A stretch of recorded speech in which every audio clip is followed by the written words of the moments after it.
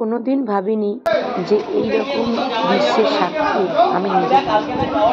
আমি আজকে এইটা দেখেই আমি ভিডিওটা শুরু করলাম। কত মানুষকে মুখে খাবার তুলে দিচ্ছে, যারা এই প্রচেষ্টাটা করছে ভগবান যেন তাদেরকে অনেক অনেক আশীর্বাদ করে, আর তারা যেন সারাটা জীবন এইরকম দরিদ্র মানুষগুলোর মুখে খাবার তুলে দিতে পারে, যাদের একটু ভাতের সত্যি খুব দরকার। এই মানুষগুলো অক্লান্ত পরিশ্রম করে যতটা পারছে চেষ্টা করছে খাবার তাদের মুখে তুলে দেওয়ার। এক্সিবিশন শেষ হয়ে যাওয়ার পর বাড়ি ফেরার সময় এই দেখো আমি এখন কল্যাণী ঘোষপাড়া স্টেশনে বসে আছি, ট্রেনের জন্য ওয়েট করছি। আর সামনে পাশে অনেকে বসে রয়েছে, দেখো প্ল্যাটফর্মটা পুরো ফাঁকা, দূর দূর পর্যন্ত কিছু দেখতে। লাইভও আমার কমপ্লিট হয়ে গেছে, জাস্ট একটু গেছিলাম সবার সাথে একটু টাইম স্পেন্ড করতে। সবাই হয়তো ঘুমিয়ে পড়েছে, ওই জন্য আর তো বিরক্ত করলাম না। তো চলো, সবাই ভালো থেকো, সুস্থ থেকো, সাবধানে থেকো। Good night. বাড়ি বড়দেরকে আমার প্রণাম জানিও। আর পারছি না, খুব টায়ার্ড হয়ে আছি। তো চলো, tata. Welcome back to my channel Arpita লাইফস্টাইলে সবাইকে স্বাগত। আশা করি সবাই ভালো আছো, সুস্থ আছো। আমিও ভালো আছি, তবে সুস্থ নেই, শরীরটা খুবই খারাপ কাল থেকে। যে কারণে কালকে কোনো ভিডিও আমি পোস্ট করতে পারিনি, তোমাদের সামনে আসিনি, তার মানে আজকে কোনো ভিডিও যায়নি, কারণ আমি কালকে কোনো ভিডিও করতেই পারিনি, শরীরটা এতটা খারাপ।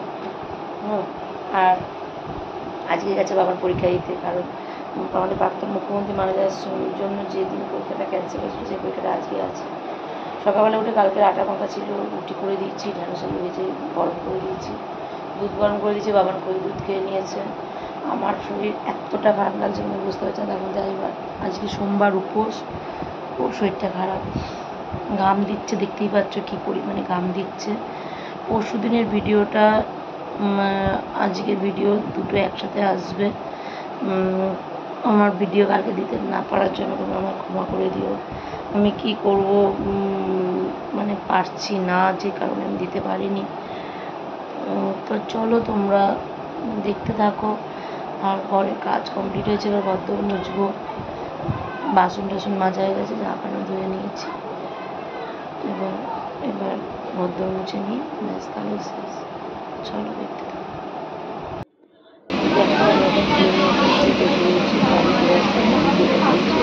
মাঝখানে এখনো ভিডিও করা হয়নি, কারণ আজকে রেডি দেখতে এদিক ওদিকে বসে রয়েছে, আর আমিও বসে রয়েছি, আর আমার অবস্থাটা শুধু দেখো,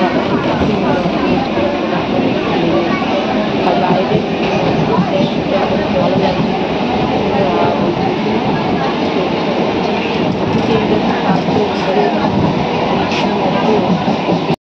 হ্যালো ফ্রেন্ডস, তো এখন বাজে 11টা। আমি আজকে তাড়াতাড়ি চলে এসেছি। কল্যাণীতে এক্সিবিশনে গিয়েছিলাম, কিন্তু শরীরটা ভালো না লাগার জন্য চলে এসেছি তাড়াতাড়ি করে। দিয়ে আমাদের এখানে শিবের একটা বাড়িতে শিবের পুজো হয়, ওখানে ইনভিটেশন ছিল, সেখানে গেছিলাম। দিয়ে ওখান থেকে প্রসাদ নিয়ে বাড়ি চলে এসেছিলাম। তারপরে বাড়িতে এসে রুটি করে জাস্ট এখন একটু শুয়ে রয়েছি। তো দুদিন ধরে আমি যে কদিন ধরে যাচ্ছি কল্যাণীতে, আমার একটা নতুন অভিজ্ঞতা হলো। সোদপুর 1 নম্বর স্টেশনে যে চারিপাশে যত ভিখারিরা থাকে তাদেরকে খাওয়ায় একটা স্বেচ্ছাসেবী সংস্থা থেকে। এর আগের দিনও দেখেছি, সেদিন সবজি আর ভাত খাইয়েছিল, মেবি কালকে হয়তো বিরিয়ানি খাইয়েছে, আজকে খাইয়েছে সোয়াবিনের তরকারি আর ভাত। কি সুন্দর লাইন মেনটেন করে, দড়ি দিয়ে লাইন মেনটেন করে সবাইকে দেয়, এবং তাদেরকে ওখানে বসে খেতে হবে। এত ভালো লাগছিল এই উদ্যোগটা দেখে, সত্যি খুব ভালো লাগছিল। আমরা তো সবাইকে, অনেকে তো অনেকেই ইনকাম করি বা অনেকে অনেক কিছু উল্টোপাল্টা খরচা করি, তবু এইসব তো করতে পারি না। তবু কিছু মানুষের এরকম প্রচেষ্টা দেখে সত্যি আজকে খুব ভালো লাগছিল। তো যাই হোক, তারপর তো প্রচণ্ড একটুখানি পিঠে চলতে না আমার এখানটা প্রচেষ্টা। তারপর তো গেছিলাম, বৃষ্টি শুরু হয়েছিল প্রচণ্ড। দে না বাবা, একটু দে না। তো তারপরে ওখান থেকে চলে এসেছি, কারণ দুদিন ধরে শরীরটা খুবই খারাপ লাগছে, বুঝতে পারছি না কেন। আর এখন চারিদিকে শুধু আরজি করের ব্যাপারটা নিয়ে চলছে, ট্রেনে, অটোতে, মেলাতে, যেখানে যাচ্ছি শুধুমাত্র একটাই এখন টপিক, এইটা নিয়ে আলোচনা। সত্যি কথাই আমরা মেয়েরা চারদিকে এখনো সুরক্ষিত নই।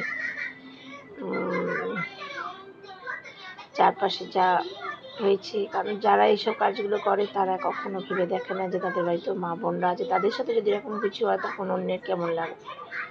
তো যাই হোক, মানুষ হলে অবশ্যই করতো না, মানুষ না বলেই করেছে।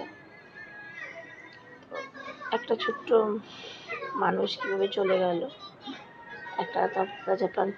এরকম প্রায়ই হচ্ছে নানান জায়গায়। আজকে এইটা হাইলাইট হয়েছে, কিন্তু অন্যগুলো কেউ হাইলাইট করে না, তাই জানতে পারা যায় না। চারিদিকে এরকম ঘটছে, প্রত্যেক দিনই হয়তো একটা দুটো করে এরকম হচ্ছে। তো চলো, আমি তো বলেইছিলাম সকালবেলা যে আমি শরীর খারাপের জন্য ভিডিওটা করতে পারিনি, কালকেও কোনো ভিডিও দিইনি, শরীরটা এত খারাপ ছিল। যে চেষ্টা করলাম দেওয়ার, কারণ না দিলেও অসুবিধা। এবার রিলসগুলো পোস্ট করবো। তো যারা যারা আমার ভিডিওটা ভালো লাগে অবশ্যই লাইক কমেন্ট করো। আর যারা যারা এখনও যারা যারা আমার মতো মনে করে সত্যি যে যাই বলুক মেয়েরা এই করতে পারে ও করতে পারে, মেয়েরা এখনও সুরক্ষিত নয়, মেয়েরা এখনও সব কিছু করে উঠতে পারে না, এখনও এই সমাজটা পুরুষ শাসিত সমাজ হিসেবেই চলছে। তো যেটা যেটা মনে করো অবশ্যই তারা কমেন্ট করে জানো। তো চলো, টাটা, গুড নাইট, ভালো থেকো, সাবধানে থেকো। আর একটা কথা এখন হয়তো রোজই বলতে হবে, বাড়ির মেয়েদেরকে একটু সাবধানে রেখো, তাদেরকে চোখে চোখে রেখো, কারণ আশপাশে এইরকম অনেক মানুষ ঘুরে বেড়াচ্ছে।